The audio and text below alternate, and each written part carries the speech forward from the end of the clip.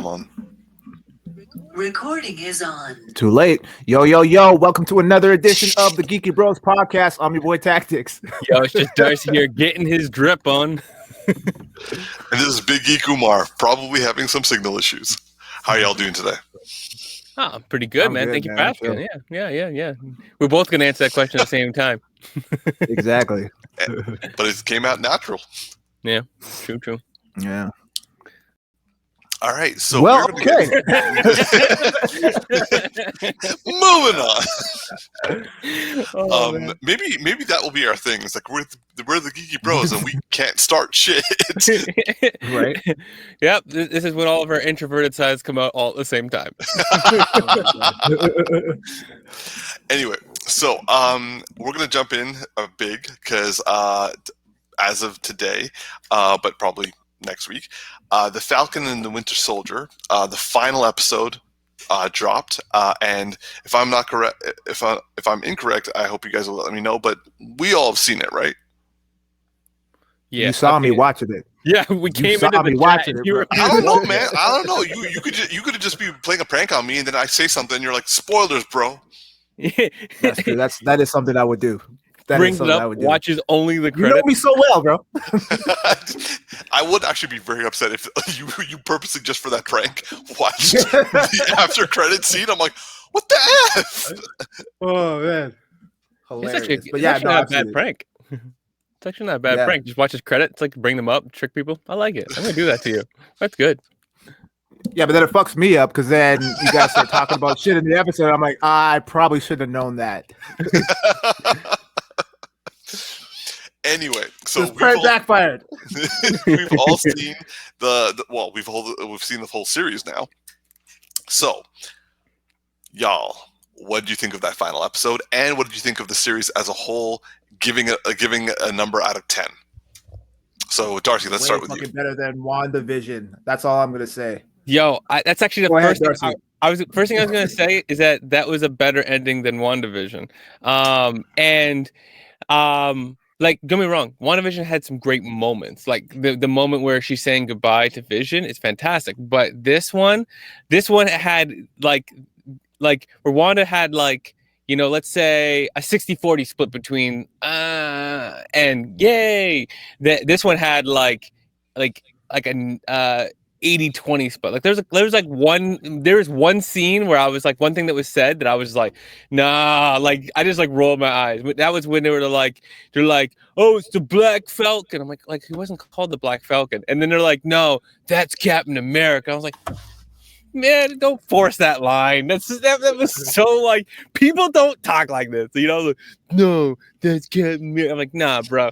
But like the actual like when we actually had like Sam out there talking to like the politicians and whatnot.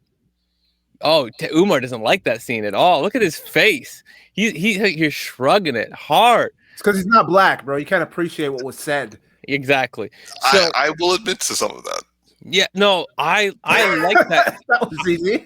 Yeah, I like that. I like the dialogue because, like, you know, as much as there was like a preachy aspect to it in terms of how they did it from a screenwriting perspective, there was like they're showcasing what's making him that leader, right? Like it's the way he thinks and way he's approaching that situation. And I love how they tied it back and he went back to I forget what's his name, the older gentleman, Isaiah. Yeah. So like how they tied back to that, I enjoyed it. You know, I thought it was a solid. Can someone give Carl Lumbly a freaking Emmy already? Facts.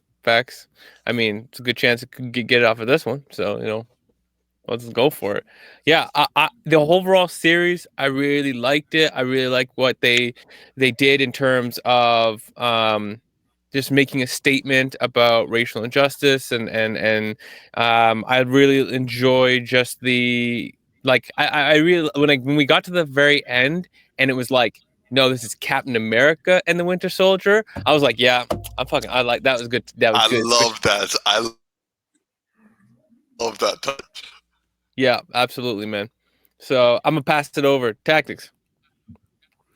As a whole, I really, really enjoyed this series from start to finish. The fight scenes is probably the only gripe that I have with the final episode. A lot of them really, but mainly the fight scene. Like there was a lot of good action scenes, especially when I was gonna say Captain Falcon. Actually, they made a reference to Captain Falcon, and I immediately was like, Falcon Punch from. Anyway, yeah, when he's chasing the helicopter, that was a dope scene. I really enjoyed that, and I love the use of the wings in a lot of the scenes, which I found really really good. But the hand to hand stuff, yeah, that was really cool. And then he jammed his wings into the ground to create more balance. That was sick. But some of the hand to hand stuff was very jarring, especially with Falcon and whoever he was fighting. I guess because he just anyone really, like anytime he had like when it was just like him and he had to use his wings in a like very creative way, I really appreciated that. But the fight scenes for when it was just hand to hand, especially with Batroc, it was very, very all over the place. And I'm a stickler when it comes to fight scenes. I actually want to see like what's happening, but they do a lot of the shaky cam and like a lot of the jump cuts, and I fucking hate it. I really, really can't stand it. And so that was my main gripe for the series. They did it a lot in the final episode, so it kind of bothered me, and just it was a big distraction. But overall, the episode was fantastic. I shed a little bit of a tear when he brought Isaiah to the memorial, and you know that he finally gets his recognition, and then like they shake hands and then they hug, and I was like, oh shit, okay, all right, that one got me a little bit, you know. So that was a nice touching moment, and it just shows a lot of character depth with Sam. And you know, like it's funny because like when you see like Bucky, and not so much Bucky, because Bucky was kind of interesting in his own right in terms of him being portrayed as a villain initially, afterwards, after his introduction, and then you know that whole arc with him.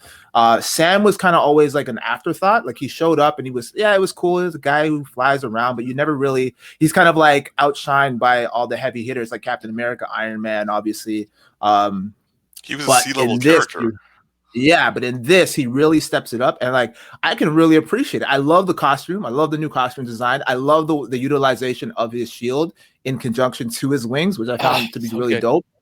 It's so good. It's so amazing the way they did that. And I just like him as a character. We get a lot more depth with him, which was really interesting. I like the funny quips. I think it was either you, Umar, or Darcy that said you weren't really into the humor all that much. I was saying that I wanted them to stop making it a big aspect. I would have wanted just quips. Like let him be funny, but don't let it be like the main like half of his character.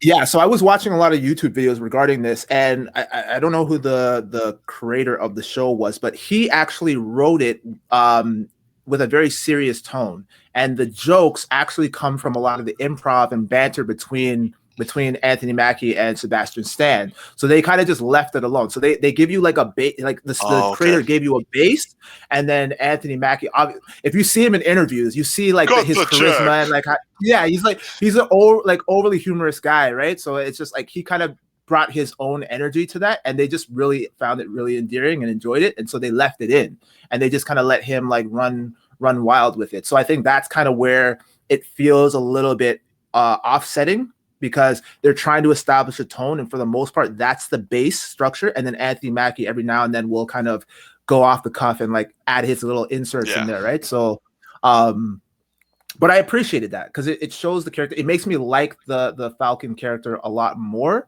And so, yeah, I really appreciate it. I love it. There was another issue that I had. I felt underwhelmed with the reveal of Sebastian's or not Falcon, fucking Bucky. No. Well, that too, but Bucky finally confessing that he murdered the dudes.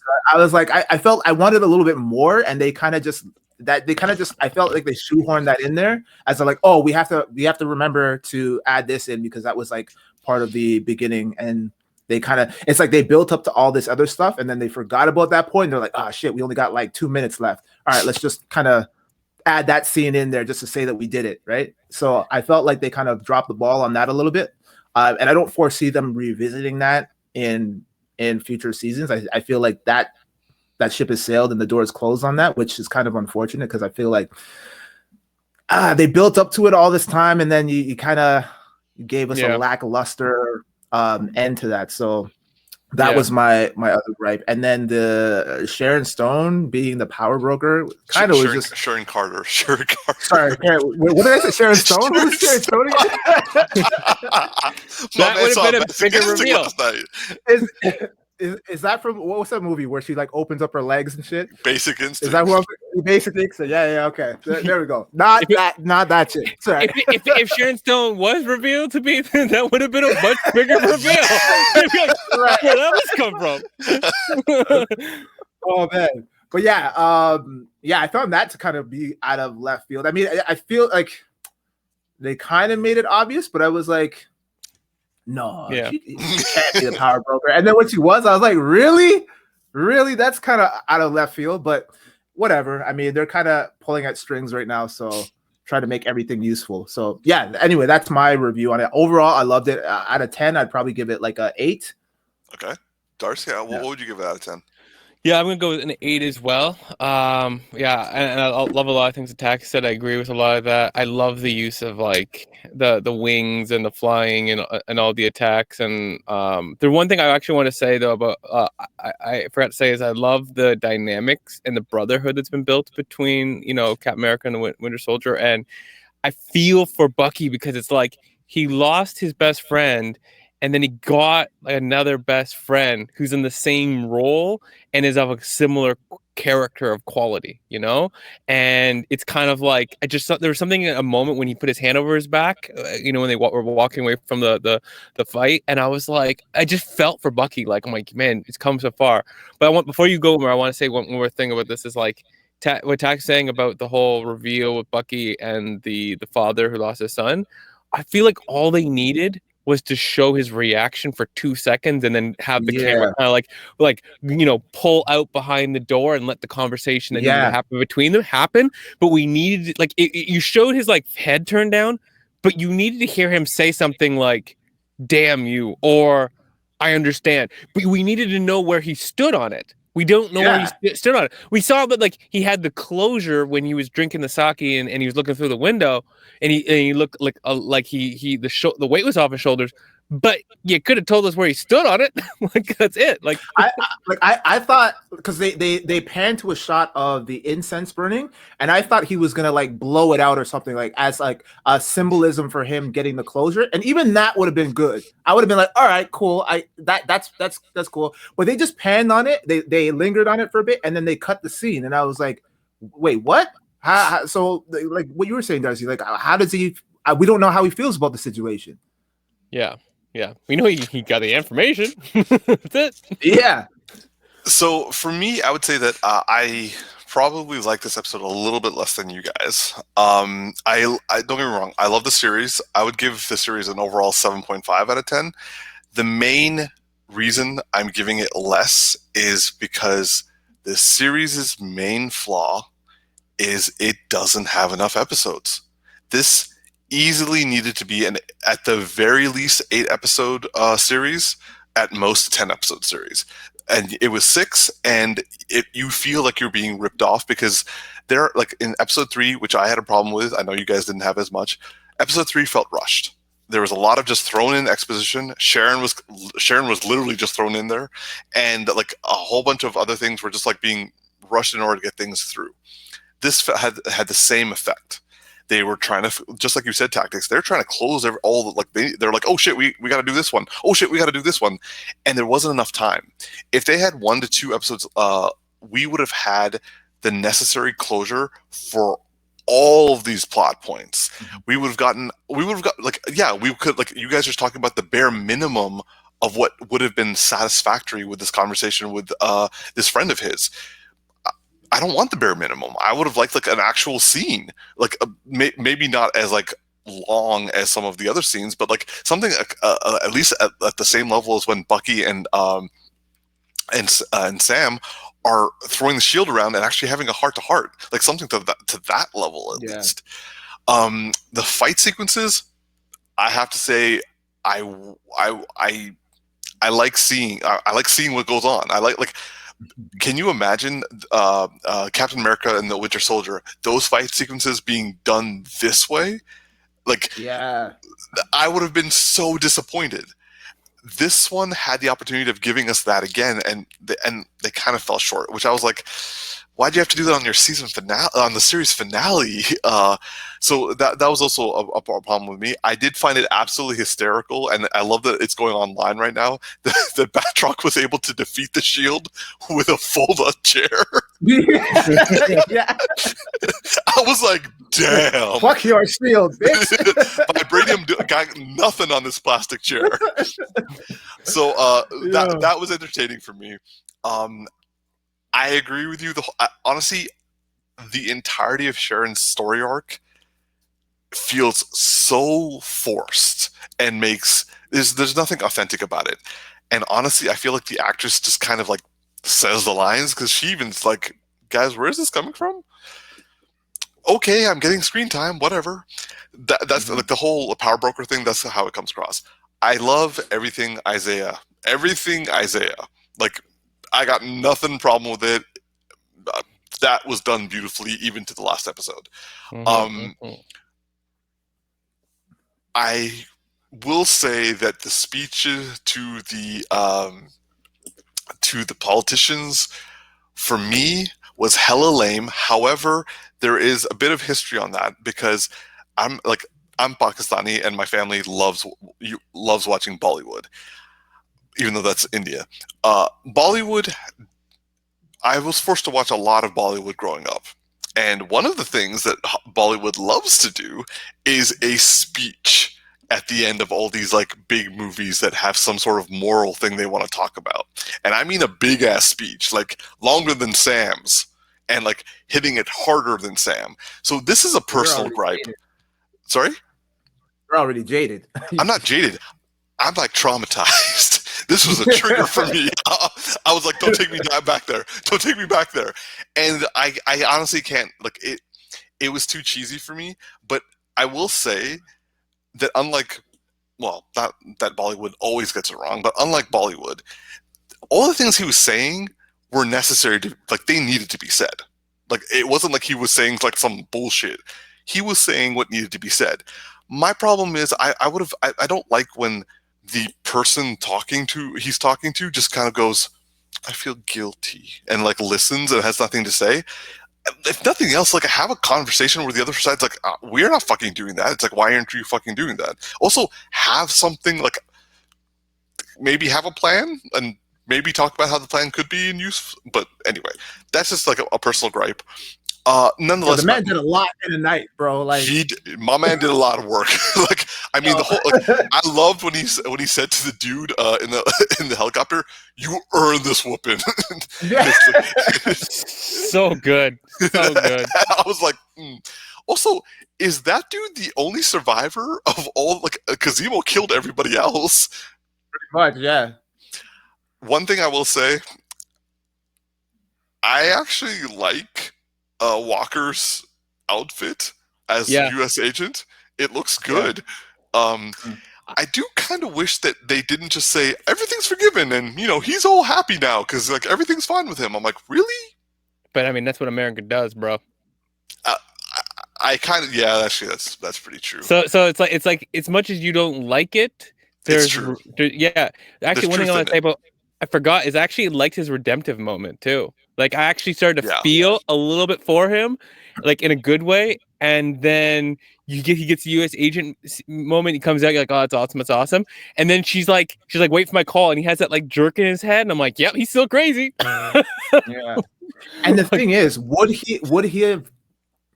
they have revoked his status as Captain America had it not been publicized in terms of what he did? Hell fucking no. Exactly. So I think they were just covering their asses. Yeah. 100%. So anyway, for me, I would say that like the problems with this episode and the problems with episode 3 take this down a half mark for me. Like I was loving the series and I wanted to love the series, and it gave me things that I really, really didn't know I needed. But at the same time, I would say it let me down a little bit more than WandaVision did. Like, but I'm talking about WandaVision as a whole, not as WandaVision. What would you give WandaVision again? I gave that one, I think, an 8.5. But the 8.5 comes from the first two episodes. Man. I actually really liked because it tied into a lot of things that I watched as a kid, and I really liked those. You hated the first 2 episodes. Yeah, I hated the first 4. I remember you're like, yo, like watching paint dry, bro. Yeah. I was like, kill me now. There's 8 of this shit. Oh my gosh. 9. There was 9 of this shit. Yeah, 9, even worse. But yeah, like I will say that, like, unlike with WandaVision, I wasn't severely disappointed with the final episode of this series. I was a little disappointed, but WandaVision hurt me deep. Like I was like, why, man? Yeah.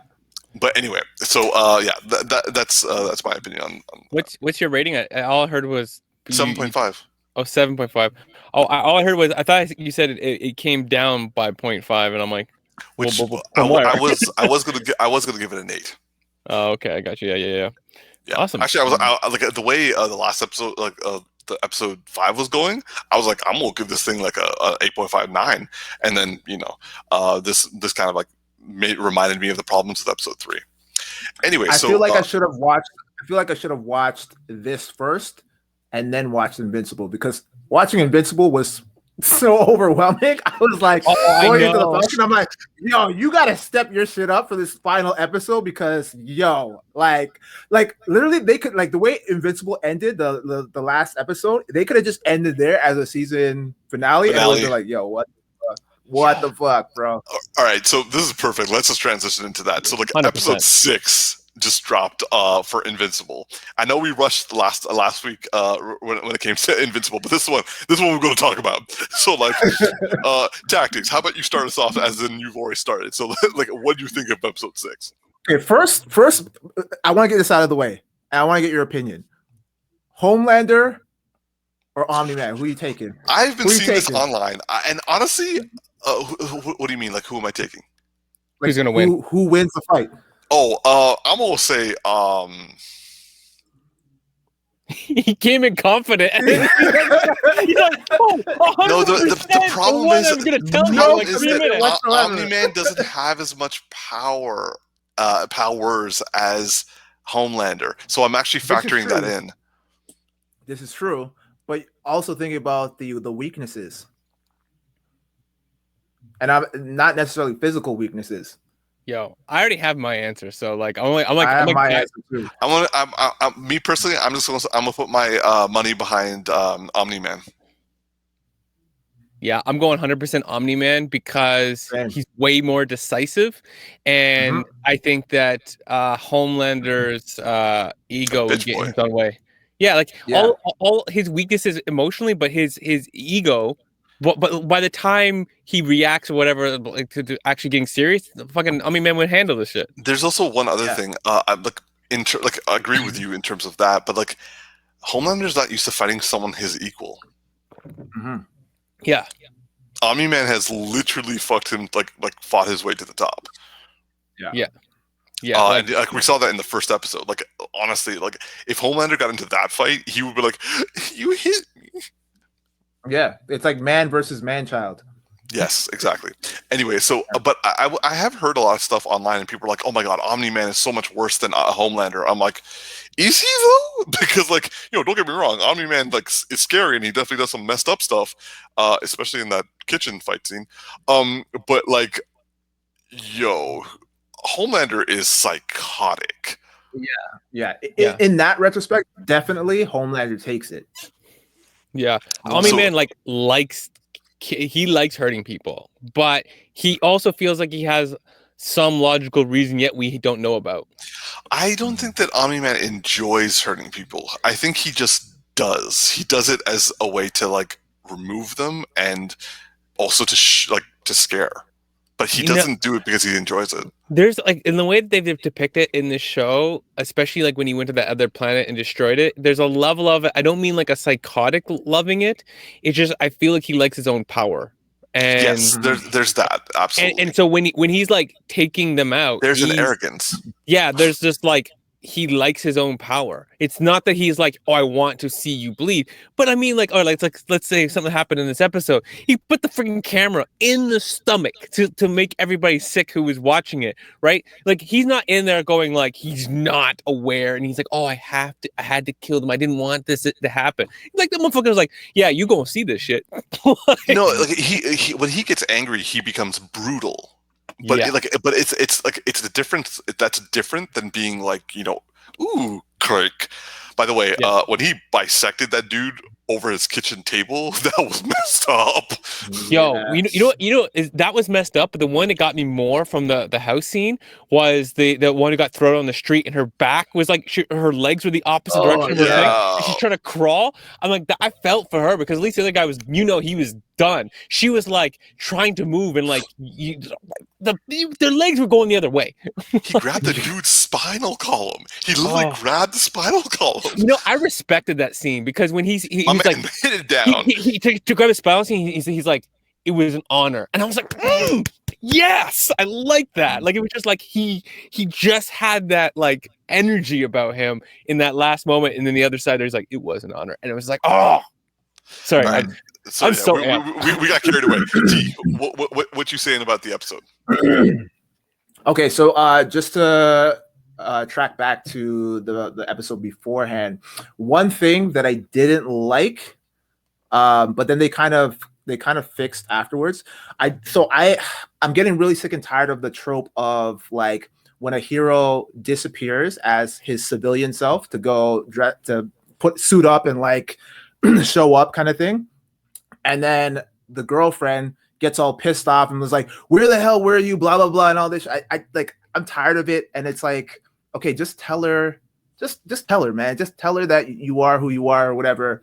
But then in that same scene, when he catches the punch from that robot guy, and then his friend was underneath him, and he's like, wait a minute, Mark? And I was like, yes. Because usually, like in a lot of these other like superhero shows, they always say, "Oh, this guy looks familiar," but it's probably not my dad. Like, if any one of you motherfuckers were wearing a mask, I would be able to tell who you were immediately, right? Like, look, that's me, bro. You know that's me. It's not that hard, especially if I'm wearing goggles. Like, it's not that hard. But like everyone in the superhero universes always seems so dumb. So I liked that his best friend figured it out immediately after just having a close look at Invincible. They actually call that out on this episode in the show because they're like, it's a psychological effect that you see them, like, for crying out loud, Omni-Man doesn't have a difference between himself as himself, and he was like, how did I miss that? I was like, Tactix, if you're wearing a mask, my first instinct would be Tech 9 though. Just with that beard, just Tech 9. Yeah, right. It's like, oh, I know who you are. It's like, it's Tactix or Tech 9, one of the two. Yeah, and then when in this last episode, when he goes to Amber's place and he goes to tell her, I'm thinking, okay, that's good. Finally, it's not this long, like, fleshed out thing where they're dragging it out, like where he's like. Because he shows up at the house and he's like about to say, yeah, I'm invincible. And she slams the door at him. And I'm like, man, we're going to go through this again. And then he shows up in her room dressed as invincible. And I'm like, oh, okay, thank you. But then they flip it and it's like, yeah, I already knew who you were, but you lied to me, blah, blah, blah. And I'm just like, man, you're going to be that chick right now. Like, no, really? I respect her on that because, like, he was a douche of a boyfriend. I like that. He's a superhero, man. Like, how is he a douche? Like, yeah, he's a superhero. It's not like he's out there selling drugs and shit. So, like, I actually got in this debate with a couple friends of mine because they're all like, "Oh man, for the greater good, you got to save lives, all that sort of stuff." I'm like, fine, if you're gonna be a superhero and you're gonna like prioritize saving lives and all that shit. 100%. And like in the grand scheme of things, like your relationship issues they're not that important to you and also to the rest of the world. But to a person who you're in a relationship with, if they don't know you're like for example, the wife of Omni-Man, she knows all that shit and she accepts it, and she's like, you do your thing. Oh, he's gone away to another dimension to fight it off. She's accepted that because he's kept like she's involved in that relationship. But everyone else in like all the other comic books and all the other movies and shit, they're always like not knowing, and everyone's like, oh well, he had to save lives. I'm like, well, if he's going to do that, don't be in a relationship. If you have to have that and the person can't deal with it, which is fair for them not to have to deal with it, then be on your own. You don't have to be in a relationship. Yeah, I want to jump on that. Date a superhero. Yeah. Sorry? Or date another superhero. Or date another superhero, exactly, yeah. So I wanted to jump in on this point, though. One, I loved her reaction. I loved mostly, though, his arrogance and how, like when the door slammed, it was like, yeah. Like, I'm like, you're so arrogant. Like, you're not even looking at her, and you're like, oh, yeah, because I'm invincible. I didn't even tell you. And I'm like, you're such an asshole. But I on the point, I feel like we don't get enough stories that showcase the loneliness of being a superhero, because if you're a quality person, right, you would then look at people you're going to date. You'd be like, oh, I'm attracted to them. And you have to make a decision. Is this somebody I could see myself trusting with the secret? Because I can only go so long and not trust them with this. Otherwise, I can't date them. And so those people of that quality will not use people. They will be single way more often. And then there's a whole aspect of story there that just doesn't ever get explored. We always get the like, well, it's okay to lie for like, an extended period of time. And it's like, it's not okay to lie for an extended period of time, because you're belittling the person, and you're not telling them why, and it's for a good reason. But to them, it's just going to feel the same as if, you had a side chick. Also, you're inadvertently gaslighting them too. But no, I think to that point though, it's kind of like when you're in the process of dating somebody and you're testing the waters, which is essentially what dating is, to the point where you feel, okay, I think this girl is ready, or this guy is ready to meet my parents, so I'm gonna take it to that next step. And I feel like they've only been dating like not even 2 months. 6 months. Oh, it was half a year. No, it was 6 months. Yeah, she they mentioned it in the conversation with Amber and her. It was like, she's like, yeah, you've been a dick for like 5-6 months. Okay, I retract my statement. I didn't know it was that long. Okay, he should have told her a long time ago. Then. Yeah, he was being that. Yeah. Like, I think if he should know by now at that point at the half a year mark. Then definitely he should know whether or not she's trustworthy with that kind of No, like 100. Like if they were dating a month, maybe 2 months. 2 months is pushing it in my mind. Like 2 months is really pushing it. I agree. But like anything past that, you're being an asshole. Yeah. Fair. It's because like you can't date somebody for an extended period of time and then know that you might have to cancel every single event with them or inconsistently, right? It's like. I'm going to use a totally random example. Somebody who has like, let's say a family member at home who has some kind of like, needs some extra kind of love and care, right? And because of that situation, you now look at the people you're going to date very differently, because you're like, I've got to bring them in my home eventually. I can't make them feel like crap for an extended period of time. And I also have to think about my situation. I don't have that privilege some other people have. So you have to, you can't just put it on the same scale as like, oh yeah, like 3 months like a normal person. Like, no, you don't have that luxury. That's unfortunately the gig. So anyway, I digress. I still think some time should be put in before you reveal something like that. No. No one's saying like he should have said something like in the first couple of months, in the first month. Yeah. I'm just saying that like, and yes, they're in high school. They're teenagers. Their lives are going to fundamentally change a hell of a lot over the next couple of years. So I wouldn't like if it got to the point where the person's like, where have you been? I would allow myself to get dumped in high school and even in college a lot. Before it was the only when I'm an adult and like there's some sort of like stability in my life where there's work, there's my superhero gig. Also, I'm not training to be a superhero. Like my man wasn't doing it wrong, and I actually love the conversation he had with his best friend, where he's like, "Dude, you want to do better? Study more. You want to make it work with Amber? Stop being an asshole." And the guy's like, "I don't want to take this anymore," and like leaves. I was like, "Yeah." That conversation was great. That his friend was like, I fucking loved his friend in that moment. I'm like, you are the shit. Yo, his friend also like, I was so scared for William when his dad found him. I'm like, please don't hurt William. I know he's so precious. Don't touch him. And, I do like the fact that like even though he's like in his like Omni-man psycho mode, and he's just like, where is he? You were supposed to have him there an hour ago. And there's a hint of a parental aspect to that. You're just like, yeah. I also loved his like answers. It's just like every like he gave all the facts, but it was like doesn't have a phone. It's like, but where are they? They said they were gonna go like over here. It was just like, man, you should just lay out these information faster. But at the same time, I also feel like saying it too fast is also dangerous. I would have reacted the same way, bro. I would be like, if Omni-man rolled up on me like that, bro, pushed into my car like that, bro. Yeah. Come back with 4 more dents. Yeah, especially like honestly, Tactix. If your dad showed up to my house and was like, "Where's Tactix?" I'd be like, I heard that he was training, sir." It's like, where? I believe in his studio, sir. It's like I would give out I would answer everything. Fair. So Dart, T, do you have anything more you want to say about the episode? I'll jump in here and there. But yeah, I love the show. I fucking love. I'm giving it a 9. Like, unless they drop the ball in the season finale, like they kind of did in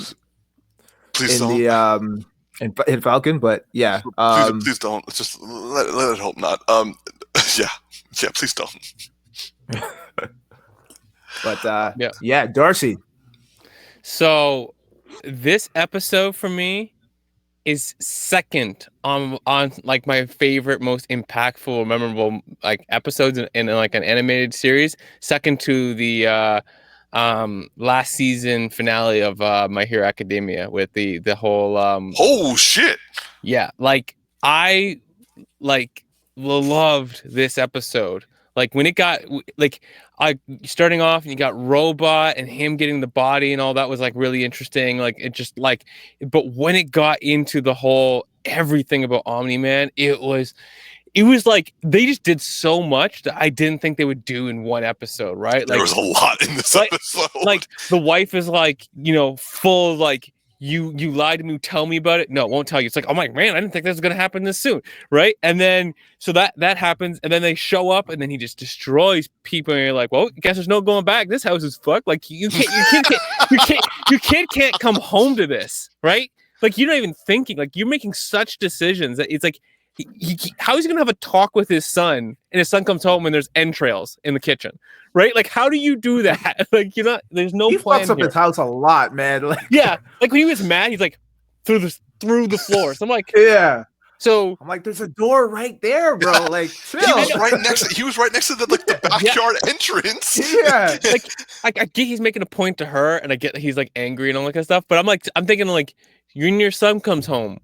Even if that was the only thing that happened, right? And then nothing else in the episode happened. How are you gonna explain to your son that you missed the door?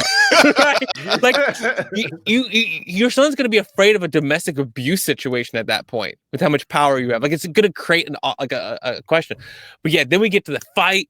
And then Immortal comes back, and then it's live like national television. I'm like the layers they threw it, and you get to that final moment where the son's like, "Dad," and you can see he's like backing off from him, and you're like, "Wow!" Like I thought that was going to be a whole season to get to this point. We are like, where is this show going? Because it's like we are so quickly got to the point of like. That now there's gonna be conflict between the two of them. Are they gonna fight? Is he gonna convince him? Like, I was on the edge of my seat, like just so much. So fucking good. Such a good episode. Such a good. And how's your name Immortal? And you allow yourself to die twice? You're gonna go down in history as the worst fucking like named superhero ever. I will say that this guy has probably died a lot. Like. Well, so he's got to switch up his name then. That name ain't working for him. I'm the reanimated. Yeah. Well, I mean, he's immortal because he doesn't die over time, and he doesn't also die after he dies. So, yeah. But yeah, this show shouldn't be called Invincible. It should be called Incredible. That's what I said after I seen that episode last night. I'm like, this show should be called fucking Incredible. For me, like, I'm with you guys. Like, I love this fucking episode. This was done really well. I can't believe I'm going to say this, but actually, I really like Rex explode in this one because his reaction was on point. Yeah. He was like, "What the fuck is this? He's like, why the fuck do you look like me?" Yeah. It's like, I took your DNA. We're not just glossing over this, man.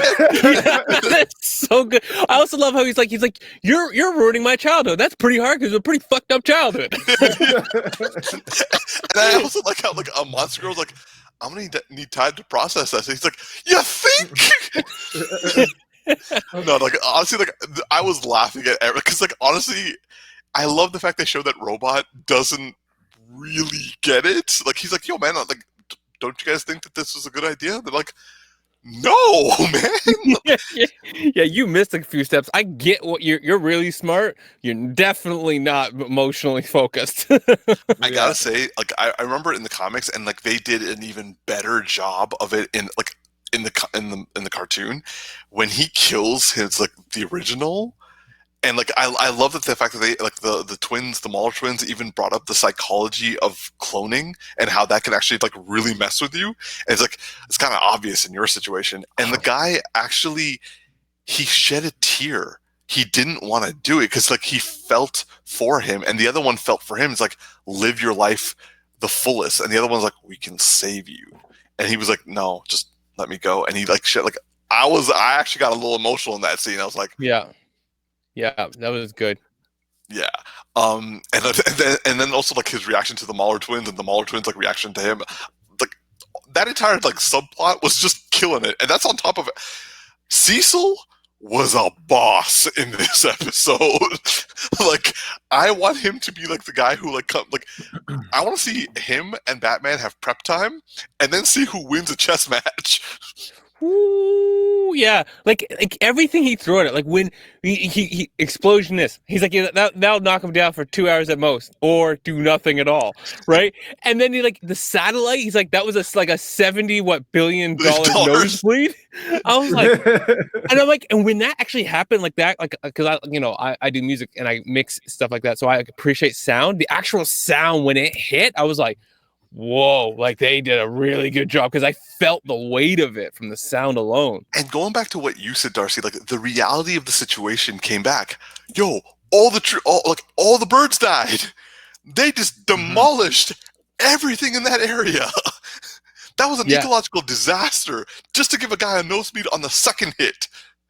Yeah, like, and then when they threw the whatever tentacles creature at it, and I love how it was like, it's like, I already beat this thing. Yeah, we took out its pain receptors, and we made it like really angry, and it blames you. Yeah, we drugged it, and it blames you. It's like, oh, and you can just kind of tell. I mean, it's like, oh, this is going to be harder than I thought. Like, all right, so I'm gonna have to really fight this down. But like, and then also like, honestly, even though you have the smallest, I mean smallest amount of character development for Immortal, when he's beaten, like when he's pounding on Omni-Man, you feel it. I love that aspect. He's just like, we trusted you. I was like, yeah. And then he's just like, you should have stayed dead. Yeah. Oh, and then like the boom, and then his son grabbed him by the eyes. I was like, yo, he went for the eyes. Yeah, he was actually bleeding from the eyes too. I thought he was gonna come out blind or something, but they apparently have such a crazy regenerative ability that it's like I don't think that was his blood. I think it was actually Immortal's blood on his hands. He just like, because like it scratched his cornea. It didn't actually cause the blood. Interesting. Either way, I was just thinking like it was because pushing eyes back could make blood come out from the socket from behind it is kind of my thought. Maybe. But because I thought it was just like a blood vessels was popped. Yeah, something to the, well, there was actually blood like on his face, and that'd be more than the blood vessels in his eyes. No, I know, but like in his actual eyes as well, he was like, it was a little bit. There was a little bit of red splotchiness there. So it's fair. It's kind of like Darcy when he throws up. It aggressively. That's a whole other thing we don't need to get into right now. I'm gonna have to say I've never seen that version of you. I pop all the blood vessels in my face. It's a bad experience. It's like the throwing up isn't the problem. It's the like 2 weeks of my face looking like I like fell off of like a playground or something. Actually, I now showed up at his house one day and I was like, "Yo, bro, do you have pink eye? What the fuck?" Like, nah, I got pink face. I put it where it wasn't supposed to go. I actually now remember you telling me about that in the WhatsApp chat. Oh man, if you see it, it's like I don't even want to get into that. But Fair. I'll tell you one thing though: the way I learned that was a thing for me involved going out drinking with a Newfoundlander. So that's always never a good thing. But one thing I was going to say though is about the fact that like basically like Invincible was nearly killed by Battle Beast, right? And then he came back faster healing than everybody else. And they did that analysis at the end of the episode where like they won't die. I actually feel like there's some level to their physiology that they're like even when they get really close to death, they'll just regenerate, right? Like they have something that like Superman doesn't have like normally. Like yes, Superman has a regenerative ability, but like it's like I feel like they have something special that they're going to reveal as time goes on in the show. I also really like that the twins. There's just like you're saying the psychology of it, but I just enjoyed their acting and the dialogue. It was really enjoyable. So yeah, no, I like the Mauler twins, and I also like how like Rex, what you call it, the robot was trying to capture them without hurting them, and then he's like, all right, I'll just go a big transformer. Yeah. There's even a good moment when like when I'm gonna call him Black Lightning, but when he was like he was like, I know why they have us on standby, and then was it Monster Girl like grabs Robot's hand? I was like, yeah, there's like small little things. It was good. No, like honestly, this episode was beautiful. It was absolutely like beautiful. I felt like a kid watching, like a Saturday morning cartoons again, and I'm like a mid-30s guy. You and that Saturday morning's cartoon. This is Cartoon Network late night. like that picture I sent you. You don't go from Animaniacs to this episode. Like kids would be back in the womb. You could. Anyway, moving on. We're gonna go to our geeky news for this week. A big one dropped. I think Monday. The Shang-Chi trailer. Mm-hmm. It came out and there's been both some praises and there have been some criticisms. Criticisms mostly coming from China. Now, I want to hear what you guys thought of the trailers. Darcy, let's start with you. I thought it was really enjoyable. Looked fun. Looked like a cross between like Crouching Tiger at times and other Marvel type properties. I'm excited for it. I feel like I still need to see more. Like, it's more like I'm like, oh, that looks good. I'm definitely gonna watch that. But that's about as much as I feel in terms of like excitement. I definitely feel like they're trying to interweave some traditional Chinese martial arts style in there, but at the same time they're trying to mix it with Western. Some of it felt maybe a touch like it might be a little janky in terms of going between those two. But it's hard to tell because I'm also wondering if some of those like the Crouching Tiger stuff is going to be was it like a not throwback, but like a flashback to a different time, and then the battling that we get that's in current time will feel different. So this part of me just kind of feels like, when you talk about the Chinese legend and they like you take like Korra or like Avatar and they do like a Chinese legend and they draw it in the older Chinese kind of style of drawing. I feel like it might go in that kind of way, the way we get the Crouching Tiger. So that's where I feel about the trailer so far. T?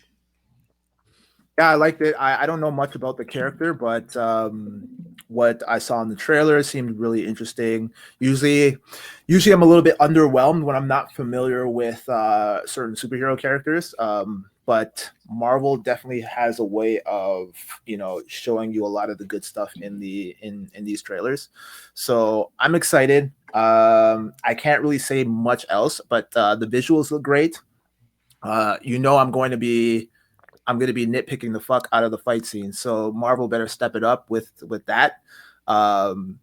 But I'm hoping for the best, and I feel like this is going to be a good win. It's going to kind of be similar. Hopefully, it has a similar effect that Black Panther had in regards to the Black community. I I feel like they kind of like there was kind of like something that catered to that in regards to Crazy Rich Asians, where it was like a predominantly Asian cast. I personally haven't seen the movie, but I don't know. I hear good things, but hopefully with this new Marvel movie, they can deliver on that same front and have the same kind of impact that Black Panther had on the Black community. So yeah, we'll see. Yeah, for me, I would say that I enjoy the trailer. I definitely need more. I liked that Tony Leung is going to be the Mandarin. I'm glad that I wasn't like I enjoyed the joke about the Mandarin in Iron Man 3. I wasn't as offended as other Marvel fans. Don't get me wrong. I kind of was a little disappointed because Ben Kingsley would have been an interesting Mandarin. But the fact that they got Tony Leung doing it, they got a good actor who can do it. I'm a little annoyed that the 10 rings are not on his fingers, that they're like, bracelets, but whatever. At least we got to see how they're going to be using some of the power from the 10 rings with like the water flowing around in that scene. I will have to say I'm with you, Tactix. I'm worried about the fight sequences actually, mostly because it felt that they're more CG than actual like hand-to-hand combat, and I'm like, please don't do that. I want some proper fighting. Like, I don't know any. Don't get me wrong. I don't know nothing about Shang-Chi. Aside from the fact that he was the son of a villain who was a hella racist character, so that's why they made him the son of the Mandarin. Basically Fu Manchu was his dad. So I'm glad they didn't do that. Anyway, I also kind of hope that this has an equal effect.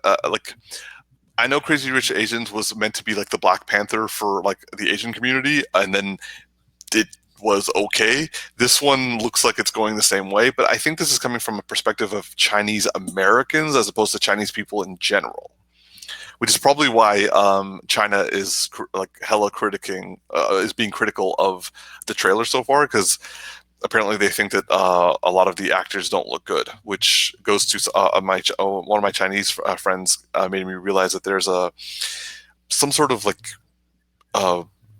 Asian view that if you I think it's if you have folds over your eyelids that you're considered attractive, but if you have no folds you're not considered attractive. And apparently Aquafina and Simu Liu don't have folds, so I think that's kind of where it's coming from.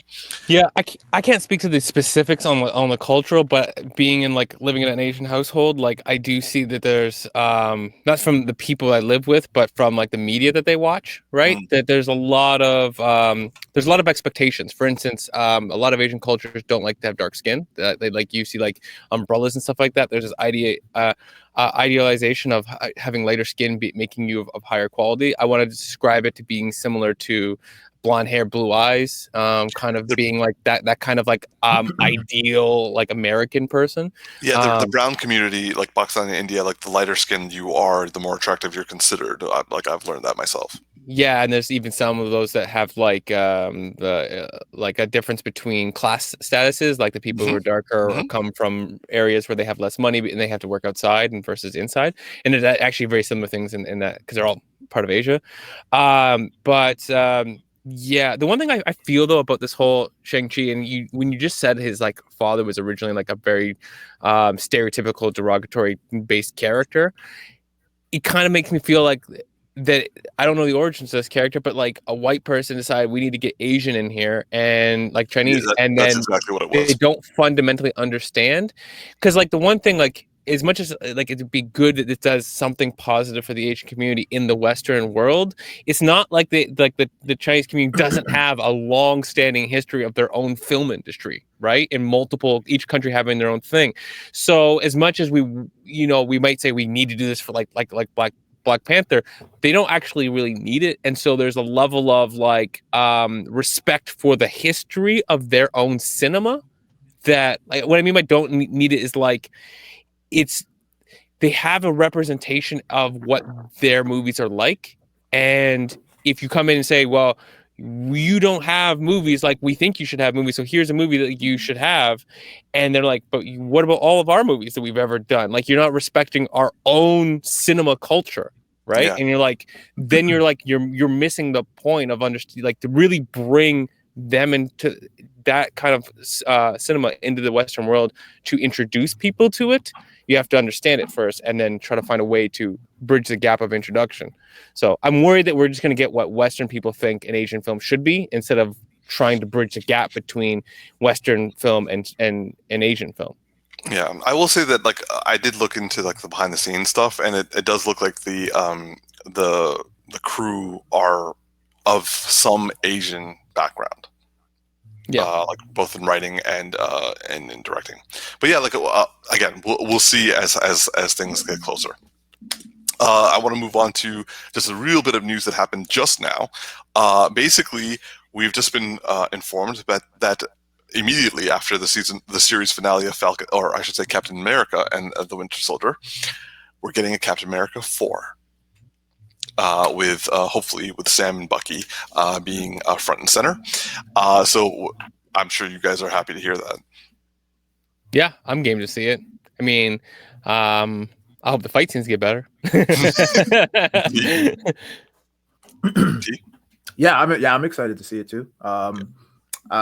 It'd be interesting to bring Steve back in some capacity. Like, is he dead? Like, did they mention that, or is he like what? Like, they just say he's gone. I'm assuming that they're just saying like, you know, he's an old man who's gone. But like they are getting the same direct. So like the director is the director of the series, and I think that he got one of the writers from one of the episodes, and they're doing the movie. Gotcha. Sweet. Okay. Yeah, it'd be interesting to see Steve come back for like a cameo or something like that. But yeah, I'm all game for it. Based on what we saw from Falcon and the Winter Soldier, there's enough there for me to be invested in a full-fledged feature film. So yeah, awesome. Bring it on. And finally, I just want to briefly talk about something that happened. So Tom Taylor is a writer, a comic book writer. He did the Injustice book series, and he also did the Deceased book series for DC. He is currently doing Nightwing, which apparently is doing the best in comics right now. Like it's killing it. And honestly, I've read both the first 2 issues, and they're fantastic. I cannot say more about how much I love Tom Taylor, but he is currently slated to write the next generation of Superman, aka Jonathan Kent, aka Superman and Lois Lane's son, is going to be the future Superman, and kind of writes out Connor Kent, but you know, who cares, whatever about Superboy. Anyway, I wanted to hear what you guys thought about like something he said. Hold on, let me just bring that up quickly. Actually, I closed it. 1 second. It will take me 1 second. Sorry, guys. This is poor planning on my part. It's all good, brother. You know, I barely show up to this show with anything going on in my head other than I'm here. Basically, he was talking about, it was that thing that I sent you about he's saying that Superman, people have said that like now's not the time for Superman, and he's saying that now is the perfect time for Superman. And of course my computer is now not working. Darcy, can you pull up the thing I sent you? The tweet? It was the at tweet that. That he said? Yeah. Yeah, give me 1/2 second here. Was like that private DM? My God, this is such a bad way. Here it is. Okay, I found it. So, in the time that we have left, he said, Superman is a child whose world is lost when ignorant politicians reject science. A refugee embraced by America who uses his powers to help everyone on Earth. A man who can be anything, who chooses to be a journalist for truth and justice. This is the perfect time for Superman. What are your thoughts on that? Couldn't agree more. I think that people thinking that like, if you know the core of Superman, then it's always the right time for him. Like there's always something that he stands for, that you can always bring in. If you're just looking at him to be like, you know, just a big, strong white hope, then that would be it could be the ill timing. But he's what he usually represents, and when he, I always go back to that moment of him sitting on the rooftop with the guy who's trying to commit suicide and waiting for him to come down on his own accord. That being a representation of character that there's always an era that works in. How about you, T? I just don't get why there's so much hate regarding Superman. Like it's like he can't catch a break when it comes to the movies, man. So they do him dirty. And they do him dirty. Not as dirty as Batman, but still, nonetheless. But yeah, I definitely agree with that sentiment, and I think that we do need a Superman movie based off of what he stands for. He made a lot of really good, solid points in regards to Superman as a character, right, and what he represents as a whole, and who he is. So yeah, I'm all for it. I'm all for it too. Honestly, Tom Taylor, what I love about him as a writer is he understands the core of the character. That's one thing Zack Snyder can't do, which is why I always have hate for Zack Snyder's work, because Tom Taylor gets the character and basically modernizes it into a modern day setting. But yeah, so that's what I wanted to just have us end off on. And lead us through T. I tripped over my words. Shut up. I'm just gonna let her ride, bro. Watch this motherfucker squirm a little bit. Wiggle, bro. Wiggle. Anyway, like and subscribe and leave a comment. And please don't judge me too hard for this one. Live long and prosper, y'all. I'm your boy Tactix. Yo, it's just Darcy. Big Geeky Umar. Peace.